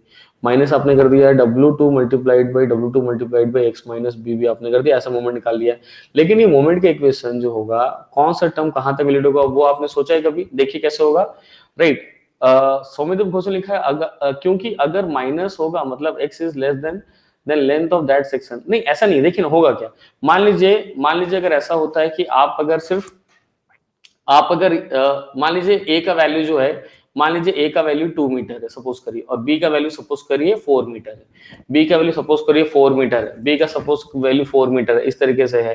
अब आप जो निकाल रहे हैं at x equal to 3 metre पे ले रहे हैं, मान लीजिए ले रहे हैं x इक्वल टू 3 मीटर पे ले रहे हैं, तो 3 मीटर ले रहे हैं मतलब देखिए यहाँ से लेके यहाँ तक 2 मीटर, फिर यहाँ से यहाँ तक 4 मीटर पे है, तो कहाँ पे आएगा, कहाँ पे, where we will get at 3 metre कहाँ मिलेगा देख लीजिए, तो आपको जो 3 मीटर मिलने वाला है ना वो यहाँ कहीं पे मिलने वाला है, 3 मीटर जो होगा वो यहाँ कहीं पे मिलेगा, 3 मीटर मिल जाएगा देख लीजिए, तो ये आ गया आपके पास 3 मीटर आ गया है। सो इस वाले सेक्शन पे अगर आप लेना चाहते हैं at x equal to 3 metre, इस वाले पॉइंट पे at x equal to 3 metre, do you think, आपको क्या लगता है अगर मैं लेफ्ट वाले साइड से अगर मोमेंट लूं, उस वाले पे लेफ्ट वाले साइड से अगर मोमेंट लूंगा तो क्या मुझे W2 को लेना पड़ेगा क्या, नहीं लेना पड़ेगा, डेफिनेटली उस पे क्या आएगा, how we can write the moment, कैसे मैं मोमेंट को लिखूंगा देख लीजिए, तो x इक्वल टू 3 मुझे मोमेंट लिखना होगा तो मैं कैसे लिख पाऊंगा बताइए, r1 multiplied by 3 minus W1 multiplied by कितना देखिए 3 है ना, तो W1 ये डिस्टेंस कितना आएगा, यहाँ से यहाँ डिस्टेंस कितना हो जाएगा, a का वैल्यू तो 2 मीटर हो जाएगा, तो वैसे कंडीशन में आपके पास W1 multiplied by 3 minus a हो जाएगा आपके पास, यानी 1 मीटर हो जाएगा, यानी 3 माइनस ए का वैल्यू 2 डाल देंगे, यहाँ तक आ जाएगा, पर इतना ही रह जाएगा, उसके आगे कोई टर्म नहीं आएगा, यानी आपका जो वो वाला टर्म है W2 वाला टर्म जो है वो नहीं आ पाएगा, वो नहीं आ पाएगा। क्यों?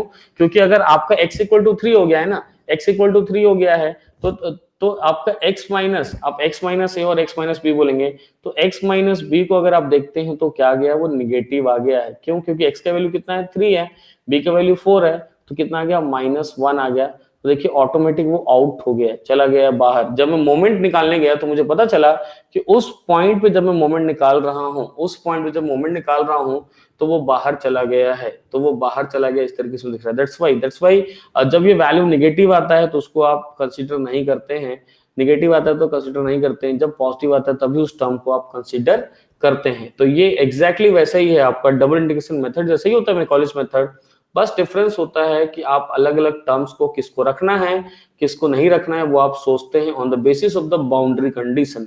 बाउंड्री कंडीशन के हिसाब से सोचते हैं कहां पे आप ले रहे हैं, बाउंड्री कंडीशन के हिसाब से सोचते हैं कहां पे ले रहे हैं, अदरवाइज वैसे ही रह जाता है। ठीक है, अंकित ने लिखा हुआ सर बीच में कांस्टेंट मूवमेंट रहता है तो वहां भी x माइनस डिस्टेंस क्यों लिखे हैं? राइट, x माइनस डिस्टेंस बीच में नहीं, नहीं ऐसा कहीं नहीं कि बीच में कोई कांस्टेंट नहीं, नहीं, no no no, constant shear force हो सकता है अंकित, कांस्टेंट बेंडिंग मोमेंट नहीं हो सकता है, कांस्टेंट मूवमेंट रहता है, ऐसा कांस्टेंट मूवमेंट आप नहीं लिख सकते, कांस्टेंट शियर फोर्स आप लिख सकते हैं बट आप कांस्टेंट बेंडिंग मोमेंट नहीं लिख सकते। ठीक है, W2 नहीं आएगा, डेफिनेटली सोमेदेव घोष W2 आपका नहीं आएगा, इसीलिए उस टर्म को क्या करते हैं, नेगलेक्ट करते हैं।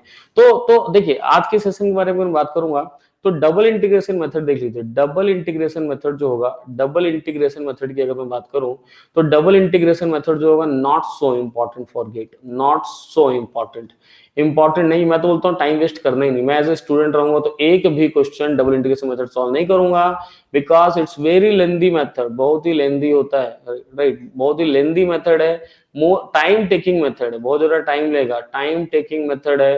तो डेफिनेटली मैं कभी भी एग्जाम में डबल इंटीग्रेशन मेथड को तो नहीं यूज करूंगा, as a student double integration method को यूज नहीं करूंगा चाहे कुछ भी हो जाए। तो मैं जो यूज करने वाला हूं, मैं जो, राइट सर अगर कांस्टेंट मोमेंट क्वेश्चन में दिया है तो वहां x माइनस 0, नहीं तो क्या कांस्टेंट मूवमेंट नहीं आ सकता ना, no we can't have constant movement, ऐसा कांस्टेंट स्पेशल केसेस में आता है अंकित जसवाल को, स्पेशल केसेस में आएगा, प्योर बेंडिंग केसेस में आएगा, बट ऐसे ऐसे जो होगा ऐसे नहीं लिख सकते हम लोग कि वहां कांस्टेंट है करके इस टाइप का। सर डबल इंटीग्रेशन मेथड का लिमिटेशंस क्या है? देखिए डबल इंटीग्रेशन मेथड्स में लिमिटेशंस भी आ जाते हैं, क्योंकि डबल इंटीग्रेशन मेथड में आपको ना बाउंड्री कंडीशन आपको ना पुट करना पड़ता है, और जो आपको बाउंड्री कंडीशंस आपको जो पुट करते हैं उसकी लिमिटेशंस की बात कर रहा हूं सौम्यदेव घोष। तो जो बाउंड्री कंडीशन आपको पुट करना पड़ता है, अगर मान लीजिए बाउंड्री कंडीशन आपको नहीं मिल रहा है तो वैसे कंडीशन में आपको डबल इंटीग्रेशन मेथड यूज करना बहुत ही टेंशन हो जाएगा। या कई बार ऐसा है कि आपको दो बाउंड्री कंडीशन दिख तो रहा है but they are same, they are representing the same thing, they are not representing the different thing, वैसे कंडीशन में भी आपको मुश्किल हो जाता है।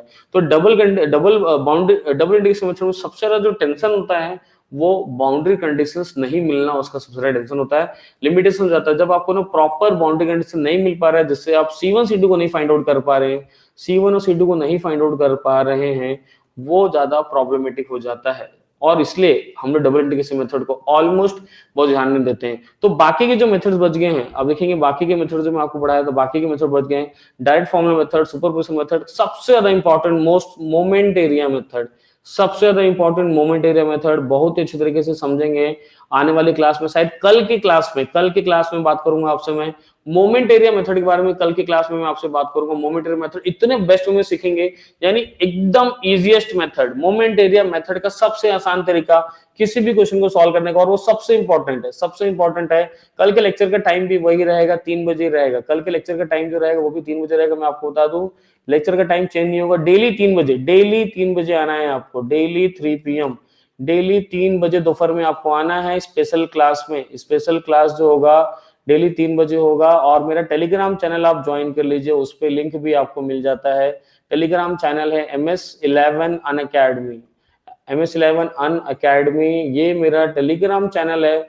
डेफिनेटली इस टेलीग्राम चैनल को आप ज्वाइन कर लीजिए, इस टेलीग्राम चैनल को ज्वाइन कर लीजिए, टाइम लिंक सब कुछ उस पे अपडेट आपको मिल जाएगा, पूरा अपडेट आपको इस टेलीग्राम चैनल पे आपको पूरा का पूरा अपडेट मिल जाएगा।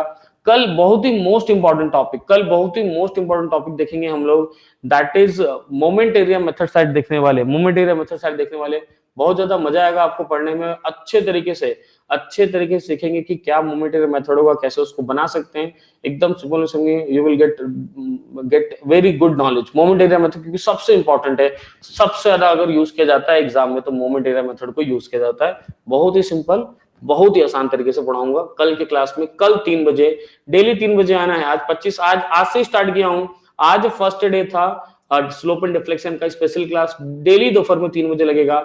आज फर्स्ट डे था और अगले 4-5 दिन तक हम लोग लेते रहेंगे, पूरा slope and deflection cover up करते रहेंगे। डेली से आइएगा और टेलीग्राम चैनल को ज्वाइन कर लीजिए, टेलीग्राम चैनल को डेफिनेटली आप ज्वाइन कर लीजिए। तो डेली जो होगा आप डेली आते रहिए, टेलीग्राम चैनल को ज्वाइन करते रहिए। बहुत ही साथ ही साथ मेरा अनअकैडमी प्लस पे फुल कोर्स स्टार्ट हो चुका है, फुल कोर्स जो है मेरा स्टार्ट हो चुका है। तो मेरे फुल कोर्स के लिए मेरा फुल कोर्स स्टार्ट हो चुका है, स्ट्रेंथ ऑफ मटेरियल स्टार्ट हुआ अभी 15 जून से नया कोर्स स्टार्ट हुआ है। और राइट 4 या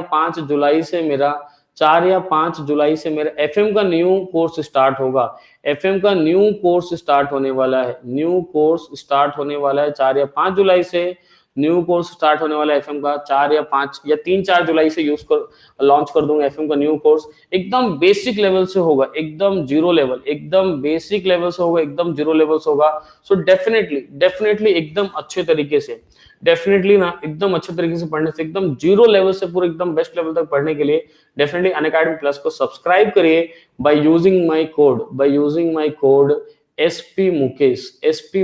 इस कोड को यूज करके, by using my code SP Mukesh, इस कोड को यूज करिए और डेफिनेटली आप सब्सक्राइब करिए अनअकैडमी को, best in India for GATE engineering exam. Subscribe कर लीजिए और मुझे फुल कोर्स में ज्वाइन करिए, राइट, फुल कोर्स में सॉम एफएम बाकी सब्जेक्ट्स के फुल कोर्स में ज्वाइन करिए। So principal stress at junction कैसे निकालते हैं, प्रिंसिपल स्ट्रेस के बारे में बात कर लेंगे, प्रिंसिपल स्ट्रेस में बात करेंगे, आगे क्लासेस में लेते रहेंगे उनकी जसवाल, ठीक है। चलिए ठीक है, तो आज की क्लास को यहीं तक देखते हैं। So thank you all of you for being in this session, love you all. मिलते हैं आपसे नेक्स्ट क्लास में कल दोपहर में 3 बजे फिर से मिलूंगा इसी के दूसरे वाले पार्ट में स्लोप एंड डिफ्लेक्शन में, जिसका नाम होगा डबल इंटीग्रेशन मेथड में आपसे बात करूंगा, ठीक है। राइट सर, क्वेश्चन इसके ऊपर है, हाँ नहीं तो बात करते रहेंगे, डोंट वरी। आप मेरे को ना, आप मेरे से बात भी करते रहते हैं, आप मेरे को ना डेफिनेटली व्हाट्सएप भी करेंगे तो मैं आपके डाउट को भी कंप्लीट ले लूंगा, ठीक है। चलिए ठीक है, तो मिलता हूँ आपसे नेक्स्ट वाले क्लास में, ले लेता हूँ। Okay bye.